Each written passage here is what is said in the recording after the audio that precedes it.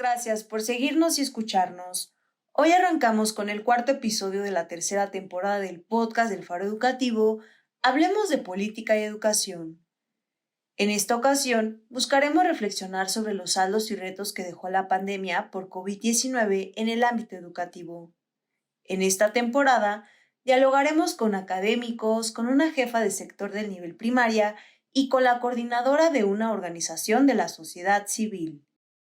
Hoy nos acompaña Silvia Ojeda Espejel, directora del Instituto Natura, México, tras haber trabajado en los sectores público, privado, no gubernamental e internacional con especial atención en México y la región latinoamericana. El objetivo de Silvia es trabajar para mejorar el bienestar social en las sociedades en el desarrollo, mediante la educación y el uso de sus ideas innovadoras para promover la inclusión social. Sus temas de interés son política educativa, derecho de niñas, niños y adolescentes, investigación participativa, desarrollo de la primera infancia, entre otros. En el episodio de hoy, Silvia Ojeda Espejel nos cuenta un poco sobre lo que puede hacer la sociedad civil organizada. Acompáñenos en esta temporada del podcast del Faro Educativo de la Ibero. Muchas gracias, Silvia Ojeda, que nos acompañas hoy para esta tercera temporada del podcast del Faro Educativo. Hablemos de política y educación, donde tenemos la consigna y las ganas de aprender un poco con nuestros invitados sobre el tema de los saldos que dejó la pandemia y los saldos en materia educativa y lo que puede hacer la sociedad civil, la autoridad educativa, las y los docentes, la academia, para abonar a resolver parte de los nuevos saldos que dejó esta pandemia, ¿no? Entonces, bueno, bienvenida, Silvia, muchísimas gracias por estar con nosotros y me gustaría rapidísimo presentarte. Silvia es licenciada en Ciencias de la Comunicación Educativa por la Universidad Marista y maestra en Educación con especialidad en Desarrollo Cognitivo por la Universidad de las Américas. De 2004 a 2011 colaboró como directora de Análisis e Integración de Políticas en la Secretaría de Educación Pública. También fue responsable del apartado de Educación Básica en el Programa Sectorial de Educación de 2007 a 2012, directora de Área en Equidad y Género, y de 2008 a 2010 trabajó en la coordinación del acuerdo CEP-OSD para mejorar la calidad de la educación en las escuelas en México.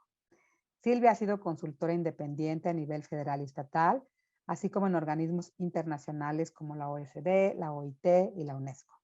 Ha sido también profesora titular universitaria y tutora en línea. De 2015 a 2017 se desempeñó como oficial nacional de educación en el Fondo de las Naciones Unidas para la Infancia.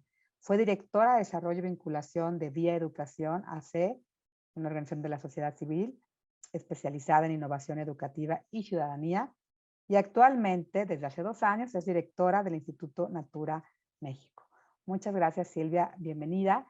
Y para empezar esta entrevista, le voy a dar también la palabra a mis colegas María Costa y Galia Kerbel, que son estudiantes de Pedagogía de la Universidad Iberoamericana. Pues agradecerles a Arcelia y a María Emilia y a Galia, bueno, en general al Faro Educativo de la Ibero por esta oportunidad de platicar. Entonces estoy muy contenta de la invitación. Muchas gracias, me siento muy halagada. Pues muchas gracias, Silvia, a ti por acompañarnos. Y pues nos gustaría comenzar preguntándote cuál es el papel que pueden jugar las organizaciones de la sociedad civil en la mejora de la educación. Pues normalmente pensamos que es la autoridad educativa, ya sea a nivel nacional y local, y de los docentes y las docentes quienes son las y los responsables de dictar la política educativa y de resignificarla respectivamente. Pero pues hay otros actores como la academia y la sociedad civil organizada, por ejemplo, que también pueden aportar a la solución de problemas sociales y educativos. Muchas gracias, Galia.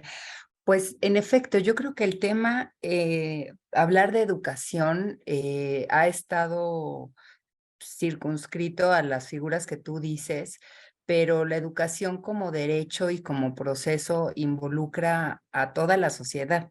O sea, realmente todos tenemos algo que aportar en el proceso educativo y en garantizar el derecho al aprendizaje como tal, ¿no?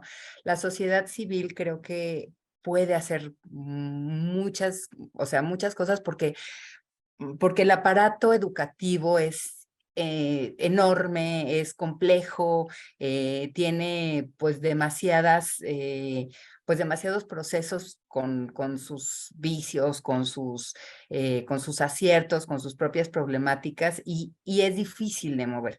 Mientras que en la sociedad civil tenemos pues menos aparato, obviamente. Nosotros tenemos que trabajar pues, con los tomadores de decisiones, con quienes hacen realmente política, y desde ahí hay una oportunidad muy grande, sobre todo por la agilidad con la que uno puede hacer ciertas cosas, resolver, replantear, buscar camino, juntar a otros, dialogar, ¿no? O sea, es una dinámica distinta que la que puede ocurrir en el sistema educativo nacional, ¿no?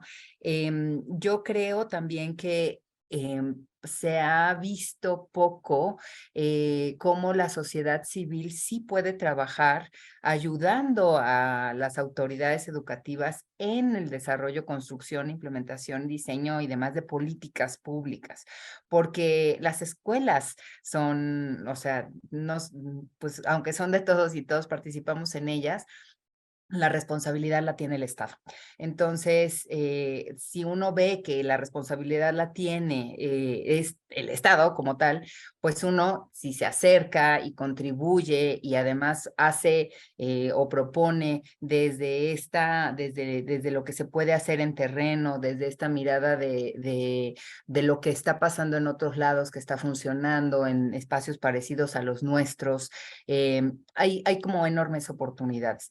En el Instituto Natura, que es la organización que yo tengo el privilegio también de dirigir, desde hace pues más de 6 años en Brasil, se dieron cuenta que haciendo proyectos pequeños, pues nunca íbamos a cambiar ni íbamos a terminar ni de capacitar a todos los docentes así siendo, o sea, de 5 en 5, 10, o sea, ¿no? O sea, haciendo proyectos y se dan cuenta que trabajando desde la política pública sí se puede hacer un cambio en los resultados de aprendizaje. O sea, no es los resultados que nosotros como sociedad civil entregamos, sino la educación que entrega el Estado a sus niños y a sus niñas, ¿no? En México, en este sistema educativo tan complejo, con más de 35 millones de estudiantes en él, ¿no? O sea, de los cuales más de 25 millones son de educación básica. Pues tenemos todo por hacer, ¿no? Es un país enorme, gigante, y la verdad es que pensando en estos números, cuando los comparamos con otros sistemas educativos que a lo mejor parecen muchísimo más eficientes, con procesos así clarísimos, en donde todo funciona como reloj, ¿no? Y uno dice, ¿por qué no vivo en Finlandia? ¿Y por qué me tocó vivir aquí? Nos damos cuenta que realmente sí hay muchas cosas que podemos hacer, ¿no? O sea, Finlandia es chiquito, ¿no? O sea, tienen un sistema educativo muy particular, con sus retos, por supuesto, y con sus aciertos y con muchas cosas muy bien hechas, pero el tamaño, las dimensiones, la geografía, la sociedad misma, nuestros, ahora sí que nuestra policy, ¿no? O sea, todo eso es distinto. Entonces tenemos que encontrar cómo desde aquí podemos contribuir de verdad y sí hay forma, o sea, sí hay camino. Yo les cuento de Brasil porque Brasil de verdad es un país igualmente grande como el nuestro, es diverso, es riquísimo como el nuestro. Y se puede, ¿no? O sea, ahí se empezó a trabajar de esta forma que les comento y es la manera en la que nosotros estamos pues trabajando también aquí en este país, ¿no? Ya hay bueno, hay 5 institutos Natura de habla hispana más el Instituto Natura de Brasil y lo que vemos es que si nos organizamos como sociedad civil, si miramos hacia la política, si miramos hacia los resultados de aprendizaje, que eso es como prioritario, ¿no? O sea, poner el aprendizaje de las niñas y los niños en el centro. Si vemos para allá todos, la verdad es que vemos que sí hay camino, ¿no? O sea, si tenemos todos claro que ese es el objetivo que buscamos, por ahí, o sea, queremos una sociedad más justa a todos, ¿no? Y para tenerla, pues necesitamos entender que hay que trabajar un montón, porque este país, pues tiene muchos retos, ¿no? O sea, tenemos una sociedad como, bueno, compleja, en condiciones muy distintas, diversa, así como somos de maravillosos y ricos, eso también implica una complejidad particular, ¿no? Entonces, pues sí, o sea, el actor protagónico del proceso educativo, pues sí, obviamente son las niñas y los niños, pero quienes estamos alrededor, pues sí tenemos como una responsabilidad enorme en garantizar ese derecho, ¿no? Al aprendizaje sobre todo. Pero la articulación es clave.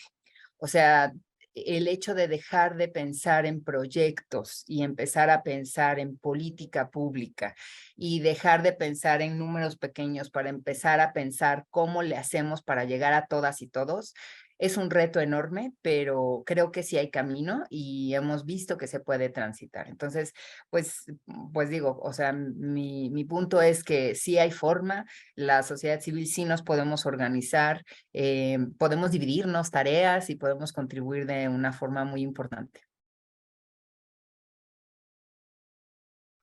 Muchas gracias, Silvia, por compartirnos un poco sobre tu visión y sobre lo que puede hacer la sociedad civil organizada.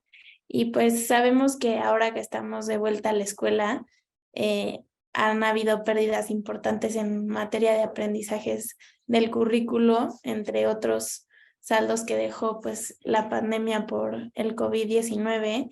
Entonces, me gustaría preguntarte que ¿cuál es tu balance de lo ocurrido? Que Gracias, María. hemos visto que pues han habido rezagos educativos en aprendizajes y con ello pues la posibilidad de garantizar el derecho a aprender, y pues sabemos que el Instituto Natura y la institución pues que tú diriges está trabajando con gobiernos locales que quieren mejorar sus aprendizajes, y nos gustaría mucho conocer un poco más sobre lo que están haciendo y a partir de eso pensar qué puede hacer la sociedad civil organizada para pues seguir garantizando este derecho a la educación. Ay, qué linda, María. Mira, efectivamente creo que la pandemia nos vino a aventar encima, o sea, en el rostro, estas brechas que ya existían desde antes de la pandemia. O sea, el tema es que la pandemia lo que nos está permitiendo es mirarlo todos con una mirada de realidad y además un poco más equitativa y un poco más solidaria, podría hasta decirlo. Estas brechas de las que hablas siempre han existido y siempre las hemos tenido. O sea, nuestro argumento del problema que nosotros estamos tratando de contribuir a resolver es o sea, una estadística que ustedes conocen perfectamente y que viene de evaluaciones que hemos tenido desde hace muchos lustros, que te dicen que 1 de cada 3 niños y niñas al llegar a tercero de primaria no cuentan con las competencias básicas ni de lengua ni de matemáticas. Y esa situación se empeora cuando llegan a sexto, porque ya no es 1 de cada 3, sino tienes a 1 de cada 2. Y con la pandemia esto empeoró. Pero esta estadística de la que estoy hablando, que es conocida por todos porque o sea, digamos, desde TERCE, ¿no? Desde el 2000, o sea, de todas las evaluaciones que ha hecho UNESCO y que hemos hecho en el país, ¿no? Con el INEE, el extinto INEE, que se han hecho a lo largo de, como insisto, bastantes años, nos decían esto. O sea, no es un dato que digamos, ay, a partir de la pandemia ahora estamos así de mal. No, o sea, realmente ya veníamos cargando o sea, un déficit en el aprendizaje de las niñas y los niños muy importante. Lo que permitió la pandemia fue visibilizarlo de una forma sine qua non. O sea, no había manera en que alguien pudiera negar que estábamos ante una situación crítica, porque tuvieron a sus hijos y tuvimos a nuestras hijas y nuestros hijos en casa. O sea, ahí no hubo otra que entender que el maestro era un héroe nacional, ¿no? O sea, la maestra, porque ahí los teníamos nosotros a las niñas y a los niños, y decíamos, híjole, ¿cómo le hacen, no? O sea, y eso los que tenían conectividad, o sea, estamos hablando de un sector bien privilegiado de la sociedad. Imaginemos a todos los niños y las niñas que se quedaron sin poder ir a la escuela. O sea, y que además abrieron todo menos las escuelas, se abrieron muchísimas cosas antes de abrir las escuelas en el país. Entonces, uno veía, ya que, o sea, ya que había empezado la gente a salir de sus casas, pues que las niñas y los niños seguían sin ir a la escuela. Entonces, tú veías en puestos de comida, en locales y demás, niños que estaban con sus padres y madres ahí, ¿no?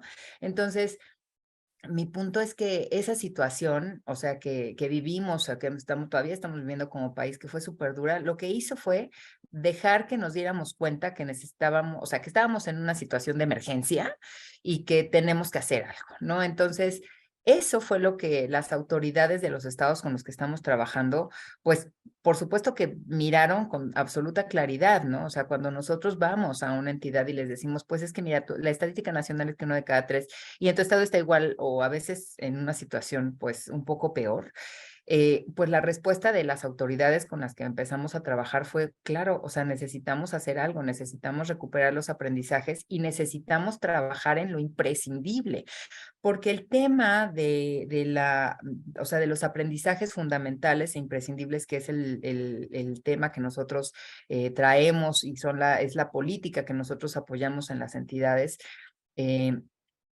tiene que ver con la base más fuerte para que pueda un niño o una niña cumplir con lo que dice la convención, ¿no? O sea, la Convención de los Derechos del Niño es clarísima, es que cada niña y cada niño se realice y que llegue al máximo de sus posibilidades. O sea, eso es lo que dice. Entonces, cada niño y cada niño es distinto, somos diferentes, pero les tienes que dar, tenemos o sea, la niña tiene el derecho de recibir una educación de calidad que le permita ser la mejor versión de sí misma o sí mismo.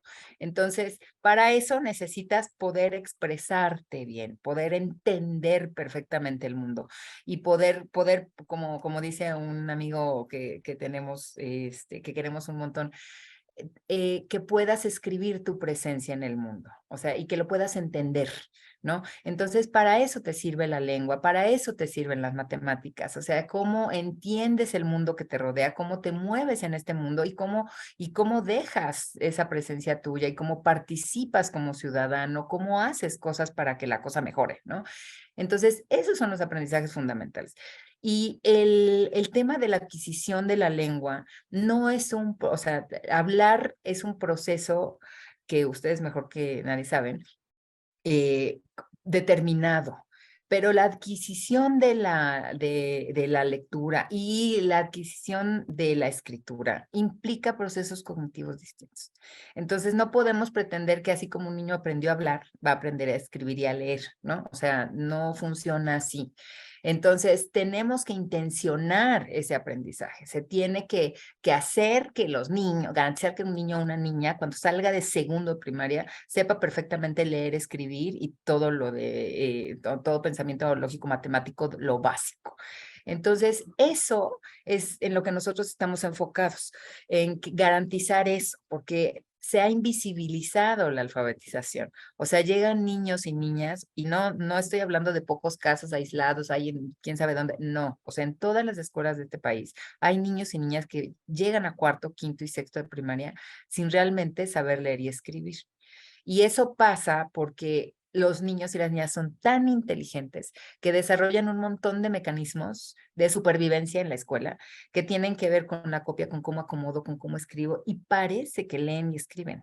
O sea, cuando estando cuando se está haciendo lectura en voz alta, pues sí, terminan repitiendo la última. O sea, hay muchas cosas que pasan que invisibilizan ese problemón, ¿no? Entonces, no podemos dejar que eso siga ocurriendo en nuestro sistema educativo. Y eso tiene que ver, obviamente, con lo que les comento y con el que no estuvieron los niños y las niñas, pues, en la escuela, ¿no? O sea, aprendiendo justamente a leer y escribir. Me preguntaban dónde, bueno, no sé si me lo preguntaban, pero me quedé con la idea de compartirles un poco. Nosotros ahorita estamos trabajando en 5 estados, ¿no? O sea, que son Veracruz, Yucatán, Nuevo León, Querétaro y Guanajuato. Y estas autoridades educativas saben que se tiene que trabajar en una política que es sistémica. O sea, nosotros no vamos a poder desde ningún punto de vista lograr algo sin el Estado. Y es parte de lo que comentaba en la primera parte de este diálogo. Lo que estamos haciendo es que le acercamos a la autoridad educativa herramientas que sabemos que funcionan, ¿no? O sea, políticas sistémicas en donde tenemos a los directores, o sea, no solamente es formación de docentes, es también formación de directores, de supervisores, de ATPs, de la propia autoridad educativa, de padres y madres de familia, bueno, cómo el maestro detona estas acciones de padres y madres de familia, cómo evaluamos. ¿Cómo sabemos que estamos avanzando? O sea, necesitamos darnos cuenta de que los niños y las niñas van avanzando, porque si no, pasa que cuando llegan a no sé qué año, pues es que no sabe, pues, y nadie le dijo al de segundo que el de primero no había acabado su proceso de alfabetización y llega a tercero y así nos pasamos como por los niveles, por los grados educativos. Y pasa lo que comentaba al inicio, ¿no? O sea, llegan la mitad a sexto de primaria con los conocimientos necesarios, básicos, ni siquiera necesarios, los básicos. Entonces, estos estados están como muy claros en que la cosa es sistémica y que no solamente se resuelve con un curso, o sea, no, hay que fortalecer la capacidad docente, o sea, hay que ver al profesor con toda esa, o sea, con toda esa investidura que tiene de que es la persona que logra que un niño o una niña aprenda en la escuela. Sí es una responsabilidad enorme la de los maestros y hay que brindarles esa, o sea, tanto esa confianza como esa autoridad, como también las herramientas que necesitan para que eso ocurra, ¿no? O sea, entonces es formar docentes, pero también es que te acompañe alguien que tiene los elementos para acompañarte y también es que en casa, aunque es tu mamá, tu papá o tu tutor o la figura que tienes como autoridad, te acompañe. O sea, ni siquiera es que te enseñe ni que haga lo que debe, o sea, lo que le debe hacer el profesor, la maestra, sino es que acompañe el proceso, que esté dispuesto a no hablar mal de la escuela, a involucrarse en el aprendizaje, a involucrarse en el tiempo de lectura del niño, de la niña.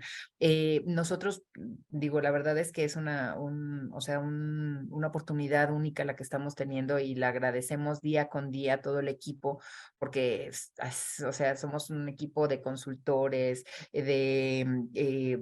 bueno, trabajamos obviamente, como he comentado, con las autoridades, pero especialistas, amigas, amigos con quienes hablamos y vemos cómo podemos hacer la cosa mejor.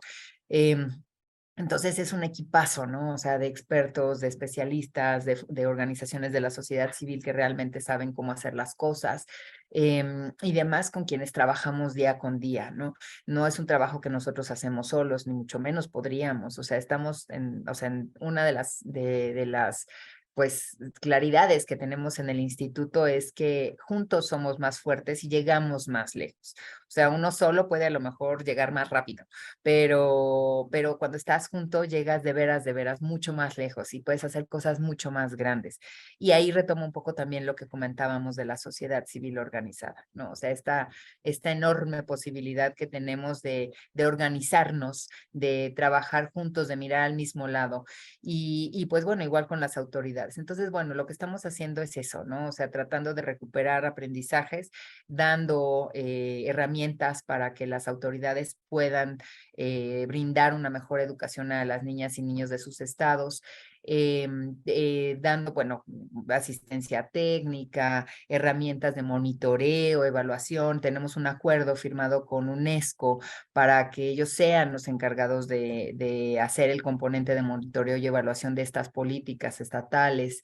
Y pues bueno, o sea, realmente estamos haciendo todo, tenemos materiales, se entregan materiales para los niños, para las niñas, para los docentes, tenemos formaciones asíncronas, síncronas, algunas cosas presenciales, o sea, literalmente estamos haciendo todo lo que se nos ha ocurrido, que sabemos que puede contribuir a ese objetivo que es que las niñas y los niños aprendan.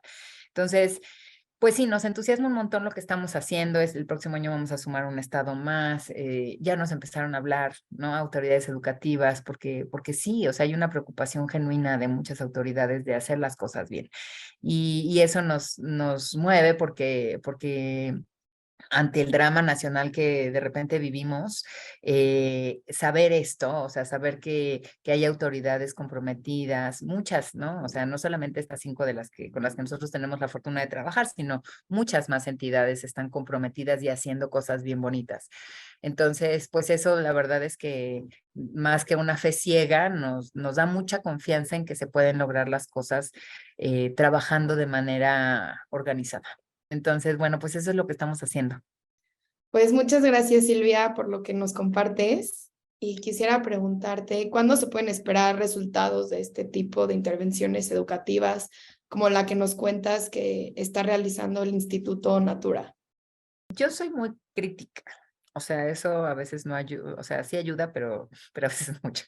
Eh, lo mismo las autoridades del instituto, ¿no? Con quienes yo comparto esta responsabilidad, que es la directora de Hispana para todos los países de América Hispana y el presidente del Instituto Natura, David Sad, y Caristo Cobas.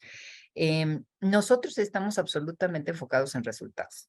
O sea, el tema de proceso, obvio se tiene que monitorear y obviamente sabemos pues, que la educación es un proceso, ¿no? Y además es complejo, pero al final o sea, lo que a nosotros nos van o sea, preguntar, a mí lo que me preguntan diario, está increíble todo lo que estás haciendo, qué maravilla, ¿no?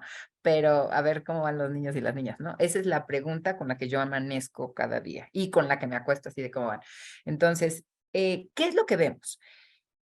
Hay una oportunidad muy importante de que realmente los profesores y maestras puedan participar de esta política. O sea, nosotros hemos desarrollado una serie de trayectos formativos para especializar a los docentes, a los y las docentes en lengua. Entonces, esa especialización que estamos buscando, pues requiere tiempo y requiere que estén, ¿no? O sea, como yo les he dicho, o sea, pues es que aprender a leer, pues se aprende leyendo, ¿no? También a escribir, pues tienes que redactar un montón de cosas, ¿no? O sea, tienes que ordenar tus ideas, alguien te va como ayudando a que las puedas ordenar.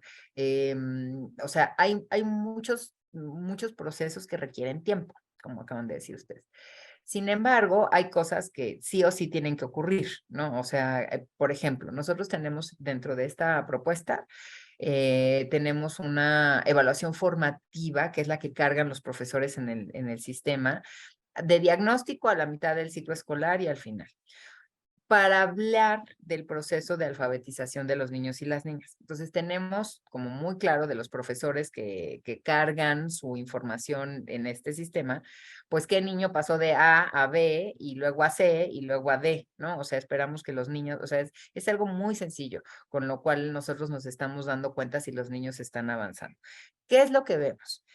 Que si el profesor tiene la intención, toma la formación, y utiliza los materiales y se asesora con estas propuestas que nosotros les llevamos, los niños y niñas, o sea, en un año acaban leyendo y escribiendo. O sea, eso sí lo estamos viendo, ¿no? En el sistema. ¿Qué es lo que es importante? Pues que los profes hagan la formación en primer lugar, ¿no? Que se den el tiempo y tengan o sea, la herramienta para tomarla, ¿no? Nosotros estamos trabajando en algunos estados con un primer curso con microlearning en WhatsApp, por WhatsApp, para que de ahí hagan un landing a una plataforma en Moodle, ¿no? Eso ha sido complejo porque no todos los profesores de nuestro país tienen conectividad, tienen las herramientas, tienen el tiempo. La mayoría sí tienen un teléfono inteligente, pero no podemos generalizarlo ni mucho menos, ¿no? Entonces, ¿cómo vamos? Yo creo, o sea, fuera de que sea mi percepción, realmente creo que vamos bien. ¿Qué es necesario? El compromiso de todos. O sea, en el sentido de que el profe tenga el tiempo para poderse formar, que el supervisor, el ATP o la figura que acompañe, pues tenga el tiempo para irlo a retroalimentar, ¿no? O sea, mejorar su práctica. Hemos creado espacios, o sea, propuesto más bien espacios de diálogo, de intercambio, ¿no? O sea, para conformar, bueno, para hacer comunidad, ¿no? Entonces, eso pues es un proceso, ¿no? O sea, no es que ahorita tengamos ya comunidades de docentes, especialistas en lengua, ni mucho menos. De hecho, llevamos apenas, pues, o sea, un ciclo, o sea, este es el segundo ciclo escolar en el que estamos trabajando. Empezamos con Veracruz y con Yucatán, fueron los dos primeros estados con los que empezamos a trabajar el ciclo escolar anterior. 21-22. Y en este ciclo escolar, bueno, se sumó al final del ciclo escolar pasado Nuevo León, y este ciclo escolar ya estamos con los 5 estados que comento, ¿no? Entonces, pues lo que vemos es que donde lo hacen, pues sí funciona, ¿no? O sea, sí avanzan los niños, avanzan las niñas, sí leen, ¿no? Sí escriben, digamos, es una evaluación muy sencilla que tiene que ver con un dictado de palabras que los niños y las niñas, al poderlo escribir bien, ya sabes que está en X proceso, ¿no? O sea, en X estadio alfabético. Y además tuvimos una evaluación pues que nos hizo darnos cuenta pues de la gravedad de la situación, aunque como dije al principio, pues ya lo sabíamos, pero los datos siempre ayudan, ¿no? Hicimos una evaluación muestral con la prueba EGRA, Early Grade Reading Assessment, es una evaluación estandarizada pues que lo que nos dio cuenta es que, pues sí, llegaron los niños y las niñas después de un momento muy complicado y muy sui generis, o sea, un desempeño, pues la verdad, por debajo de lo que otros niños y otras niñas en otro momento histórico, en condiciones similares, lograban de resultados, ¿no? Entonces, con esta prueba nosotros nos dimos cuenta pues que sí, que la situación sí era pues bastante grave porque teníamos niños y niñas en tercero de primaria, algunos que ni conocían las letras, ¿no? Entonces, bueno, con esta propuesta lo que estamos viendo es que, pues sí, o sea, sí empiezan, o sea, a consolidar su proceso de lectura, de escritura, y queremos el siguiente año ya empezar a trabajar también con matemáticas, que en mi opinión es, pues sí, un asunto que sí tiene varias cosas que ver con la lengua, pero tiene que ver con otros procesos cognitivos, ¿no? Entonces, ahí sí vamos a hacer un piloto para ver realmente cómo mejoran, cómo se desempeñan los docentes y luego las niñas y los niños con estos materiales y con esta propuesta. Y pues ya, o sea, entonces, en conclusión, creo que vamos bien y falta mucho. O sea, digo, la verdad es que ahorita apenas estamos trabajando con el 10% de la matrícula de estos 5 estados. O sea, son poco más de 100,000 estudiantes de primero a tercero de primaria. Y el próximo ciclo escolar, pues vamos al 40%, ¿no? Y el siguiente año, pues al 100% de los niños y de las niñas de todo el estado, ¿no? O sea, de los estados en los que estamos. Pues muchas gracias, Silvia, nuevamente por compartirnos todos tus aprendizajes. Y pues otra pregunta que nos surgió es que ¿dónde tienen presencia el Instituto Natura? Sabemos ya por lo que nos dijiste que trabajan en otros países de América Latina y en esos países se están trabajando proyectos similares como los que nos cuentas para el caso de México, ¿o es diferente? Ay, gracias, María. Es una muy buena pregunta. Sí, o sea, compartimos la misma visión, o sea, tenemos todos los institutos que estamos en Argentina, Colombia, Chile, México y Perú son los 5 países en los que tenemos presencia en América Hispana, más el Instituto Natura de Brasil, que se fundó hace más de 10 años, 12 aproximadamente. Entonces, el instituto, desde que empezó su quehacer, tenía clarísimo que la verdad del mundo va a ser solamente justo y lindo cuando tengamos una educación de calidad para todos. Esa fue la premisa con la que los fundadores lo crearon, ¿no? Bueno, voy a hacer, o sea, no es comercial, pero sí quiero como explicar un poco de dónde vienen los recursos. Natura, la empresa de cosméticos brasileña, tiene una marca que se llama Creer para Ver.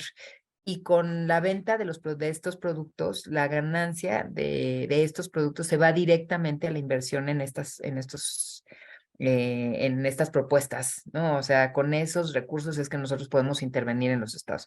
Entonces, es gracias a las consultoras y consultores que venden estos productos que nosotros tenemos recursos para poder hacer esas cosas. Entonces, en Brasil se trabaja en alfabetización, o sea, hay de hecho hay un movimiento súper grande y muy importante y que todos por la educación y de que tiene que ver con la alfabetización, o sea, digamos, es un movimiento por la alfabetización de los niños y las niñas a la edad cierta, a la edad adecuada.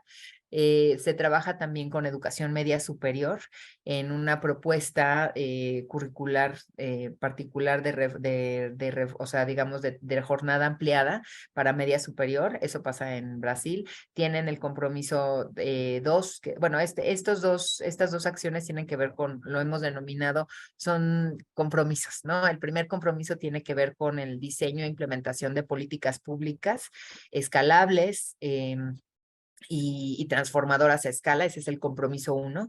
El compromiso 2 tiene que ver con la articulación de la agenda educativa del país, cómo contribuimos nosotros a que quien quiera dedicarse a primera infancia o a educación media superior, pues que se junte con los que tienen ese mismo interés y que, vuelvo al punto, volvamos a ver el aprendizaje, pero si te mueve a ti la primera infancia o el preescolar o la secundaria, pues realmente pues pongas tu energía ahí que está tu corazón, ¿no? Entonces, eso es el compromiso 2. Y el compromiso 3 tiene que ver con cómo devolvemos un poco de todo esto que nos dan nuestras consultoras y líderes, ¿no? Cómo ayudamos a formarlas para la vida, cómo les damos, cómo contribuimos a esta formación, a esas competencias que les van a servir para que ellas se desempeñen en donde sea. Entonces, el instituto en Brasil, bueno, tiene una trayectoria súper grande, súper amplia, tiene presencia o sea, en 3/4 partes del país, o sea, es de verdad enorme, ¿no? Enorme el quehacer y enorme el impacto, ¿no? Ya empezamos a ver cómo mejoran, ¿no? O sea, los aprendizajes, que eso es así como lo que buscamos, ¿no? Entonces, eso es una maravilla. Los otros institutos nacimos hace apenas 2 años, 2 años y medio, alrededor, o sea, a finales del 2019, perdón, y del 2020, se crearon estos otros institutos. Se creó primero el de Argentina, o sea, y así se fueron creando los otros. En Argentina compartimos esta política de aprendizajes fundamentales. Ellos también la han denominado de alfabetización, nada más que ellos no trabajan el tema de matemáticas, ¿no? Hasta el día de hoy trabajan solamente lengua. Y trabajan también una política de jornada completa, ¿no? Igual para educación media superior, como lo hacen también en Brasil. Entonces ahí tienen ellas, en Argentina se tienen estos 2 compromisos. En Chile el asunto es distinto, o sea, aquí cómo trabajamos para disminuir las desigualdades que existen digamos, dentro del propio sistema, cómo se cierra la brecha, ¿no? O sea, esta distancia que existe en el sistema educativo chileno, que la verdad es como súper dispar, ¿no? O sea, por los tipos de escuelas y demás, ¿no? Con los servicios educativos ahora, cómo están conformados. Así se trabaja en Chile y se está empezando a trabajar también en esta misma reducción de brechas en educación media superior. Se trabaja en básica y en educación media superior con algunos servicios educativos. En Colombia se trabaja más sobre educación media superior también. No tanto, o sea, vaya, también es como una propuesta curricular curricular distinta. Es un reto enorme por la descentralización que tiene el sistema educativo de Colombia, pero bueno, están trabajando sobre eso. En Perú no se ha definido todavía la problemática de política en la que se va a trabajar. Se empezó a trabajar más bien en los otros dos compromisos, en el 3 y en el 2. Y pues México hasta el día de hoy tiene de aprendizajes fundamentales.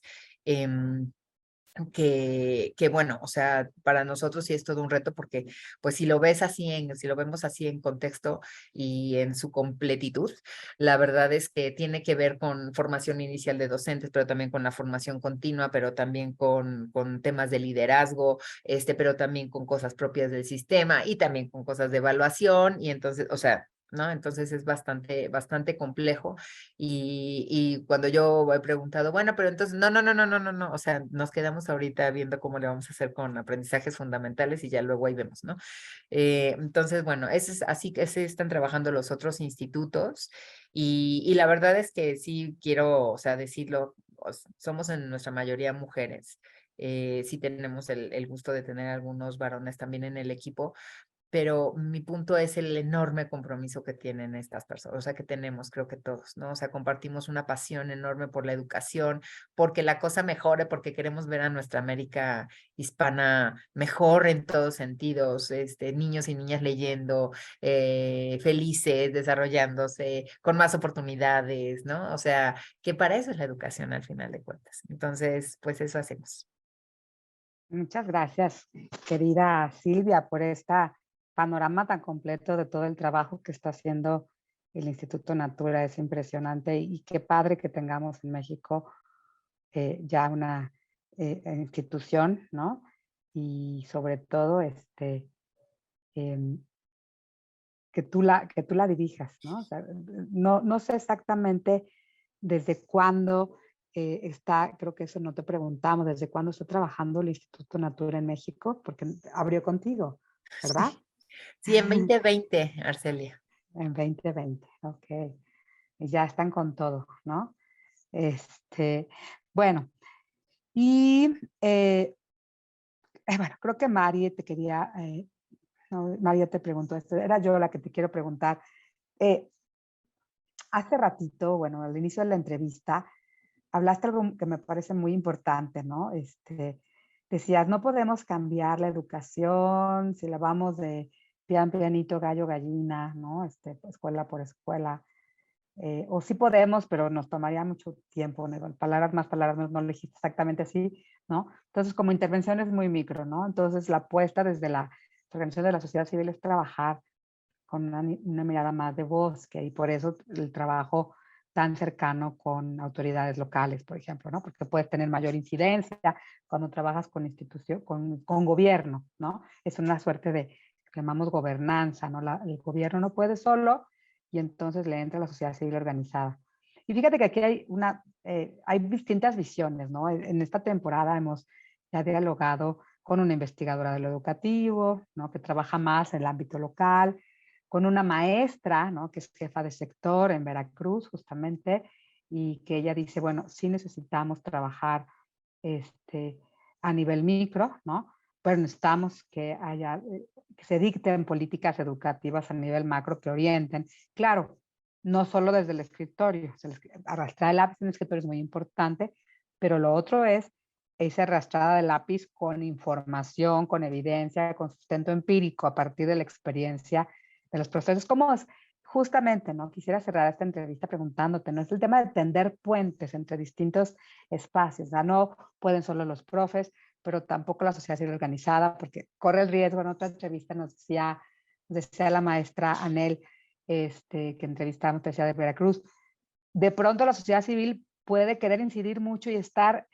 metiéndose en la escuela, pero a veces dijo, no quiero sonar políticamente incorrecta, nos decía, pero de pronto nos puede estorbar que haya mucho trabajo y nos interrumpan el trabajo cotidiano en la escuela. Entonces, ¿en dónde sí puede entrar la sociedad civil organizada? ¿En dónde no? ¿Cuándo puede ayudar más, no? Y creo que tu mirada, es mi perspectiva, ¿no? Tu mirada de bosque y de tender los puentes entre lo micro y lo macro, pues tiene que ver mucho con tu formación, pero también con el trabajo que has hecho, ¿no? En la SEP, ¿no? Dirigiendo investigaciones, dirigiendo áreas, trabajando de cerca con las escuelas. Entonces tienes esta mirada de, hay que hacer las cosas desde estos macroámbitos, ¿no? Pero hay que trabajar en la escuela. Pero entonces entra una tercera vertiente que es la sociedad civil y por supuesto está la academia. Finalmente tú has sido investigadora, ¿no? En muchos sentidos. Entonces, pues que nos contaras un poquito, una reflexión final sobre esta necesidad de trabajar juntos. Ya lo has dicho a lo largo de la entrevista, pero cómo combinar esto, ¿no? Porque hay quien está convencido de que no, el cambio es a nivel micro y nos puede tomar 200 años, pero ahí va, ¿no?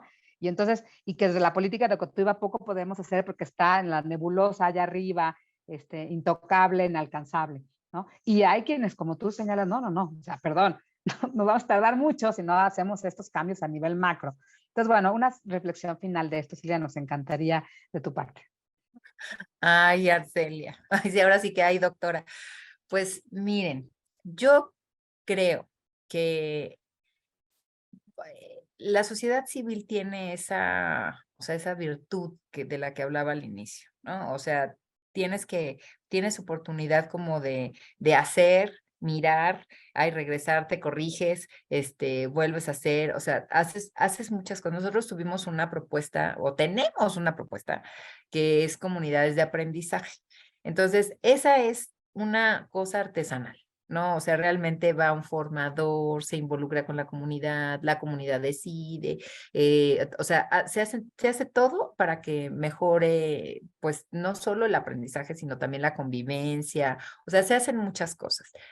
Pero lo que vemos es que trabajamos nosotros 8 años con comunidades de aprendizaje, o sea, hemos trabajado 8 años con comunidades de aprendizaje y no alcanza para todos. O sea, a mí el sentido de urgencia es el que me mueve cuando platico de la política, porque, porque podemos seguir haciendo cosas maravillosas y yo creo que se tienen que seguir haciendo cosas maravillosas, pero esas cosas maravillosas no debemos pretender que se eleven a política. O sea, la política nace, creo yo, desde la política. Y es muy difícil que una intervención que está pensada desde otra mirada, o sea, que es más en un ecosistema determinado, particular, como muy cuidado con todos los elementos para que las cosas ocurran, que eso se eleve después a que sea así una política para todos, ¿no? Yo creo que hay ese puente justo que acabas de decir, tiene como muchas cosas intermedias, ¿no? O sea, no puedes pretender de sopetón hacer todo el tiempo, o sea, sino que, bueno, empiezas o sea, a una escala mucho más manejable, pero pensando en que tienes que llegar a todos y todas, ¿no? O sea, todos los niños y todas las niñas tienen el mismo derecho a tener todo, o sea, a tener lo que necesitan, ¿no? O sea, que tiene que ver ahorita con un punto de equidad, ¿no? O sea, hablemos también de eso. Entonces, yo creo que es súper valioso el laboratorio, por supuesto, o sea, el tener la oportunidad de trabajar muy de cerca, ver las cosas con claridad, darle el tiempo que tienen los procesos, o sea, hay como todas las cosas maravillosas del laboratorio, pero también tenemos que pensar que no podemos condenar millones de generaciones a que nosotros, por ejemplo, hacíamos una cuenta. Nosotros, imagínense, en 8 años llegamos a 220 escuelas con comunidades de aprendizaje. O sea, 8. E hicimos la cuenta y eran como 100 y tantos para llegar a todas y seguíamos pensando en esa escala, ¿no? Y lo que vemos es que el mundo cambia o sea, con una rapidez vertiginosa desde hace algunas décadas, ¿no? O sea, de hace 200 años a ahora, o sea, la rapidez con la que se duplica el conocimiento, porque ahí está como ya una medición de eso, es brutal. Entonces, ¿qué veo yo? O sea, creo que debe de seguir existiendo eso, ¿no? O sea, laboratorios, trabajos como muy particulares, muy regionales, pues muy específicos para necesidades muy específicas, pero hay cosas que no pueden esperar. Y hablo, por ejemplo, o sea, de lo de los aprendizajes fundamentales, ¿no? O sea, no podemos permitirnos que salga ni un niño más del sistema educativo y menos que salga sin saber leer, escribir y lo básico de cálculo. O sea, no hay forma de que como sociedad nos permitamos eso. Y por lo mismo, yo creo que ahí la política sí tiene que ser, pues, sine qua non. O sea, todos y todas tenemos que poder, o sea, y hay que buscar como ciertas herramientas. A lo mejor hay algunos estados en donde hay cierta metodología, bueno, que no es metodología porque me regañan mis queridas colegas de Zorro Rojo, que es nuestro socio implementador cuando digo esas cosas, pero, o sea, hay ciertas formas de enseñar a leer y a escribir a los niños y a las niñas que a lo mejor no son las mismas o no está uno identificado con eso, y pues en lo local se resuelven muchas cosas, ¿no?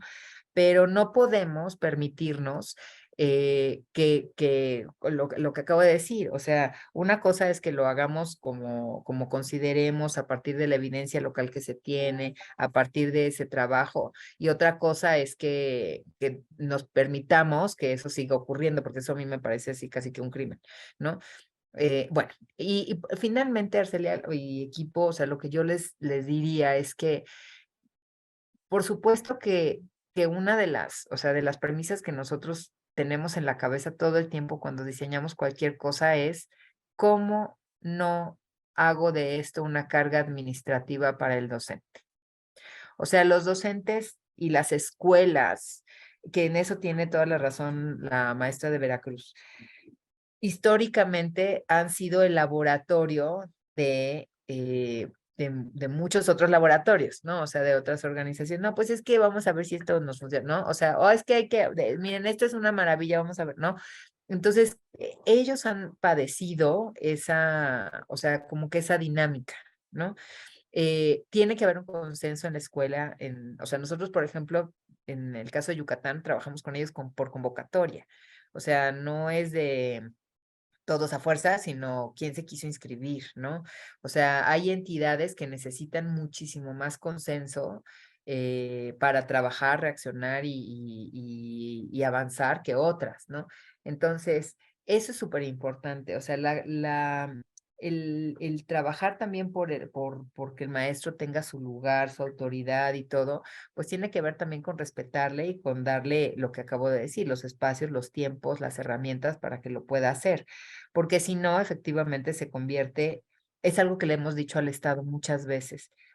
O sea, la política que se desarrolla es la política del Estado. O sea, nosotros no es nuestra política, o sea, es la política de todos, ¿no? O sea, y es la política del Estado. Y el Estado es quien rige, ¿no? Y quien dice cómo, qué, en qué momento, a qué hora, y lo que buscamos es como coordinar de la mejor forma.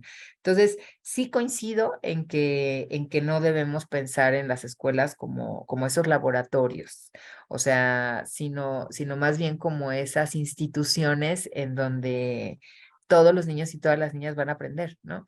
Y donde alguien más de la comunidad, hablamos de otros docentes que están formándose o especialistas y demás, pueden aprender también en la comunidad, ¿no? O sea, cómo acercamos escuelas ejemplares para que los demás aprendamos, ¿no?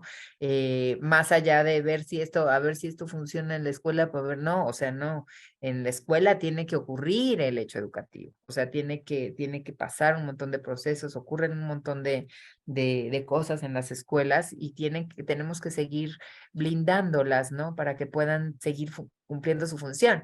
Entonces, me halaga eso de el concepto que mencionas de tender, de construir esos puentes, ¿no? Porque pues la autoridad necesita herramientas también, los profes necesitan herramientas también, y como sociedad también las necesitamos. Entonces, creo que ubicarnos en donde nos toca, o sea, sin querer suplantar ningún otro papel, es lo que digo, creo que es uno de los mayores retos, ¿no? O sea, entender lo que le toca a la autoridad, entender lo que a nosotros como sociedad civil nos toca y podemos hacer, ¿no? Entender lo que la academia puede hacer, puede aportar, qué elementos y todo. Creo que es parte de todo este proceso, ¿no? O sea, como ubicarnos cada uno en nuestro lugar, porque todos tenemos un lugar, y con eso cierro, porque es con lo mismo que abrí este espacio, todos tenemos una responsabilidad en la educación. Muchísimas gracias, Silvia. La verdad es que me encanta escucharte y justamente creo que tienes una postura que al menos yo comparto, ¿no? En el tema de este balance, ¿no?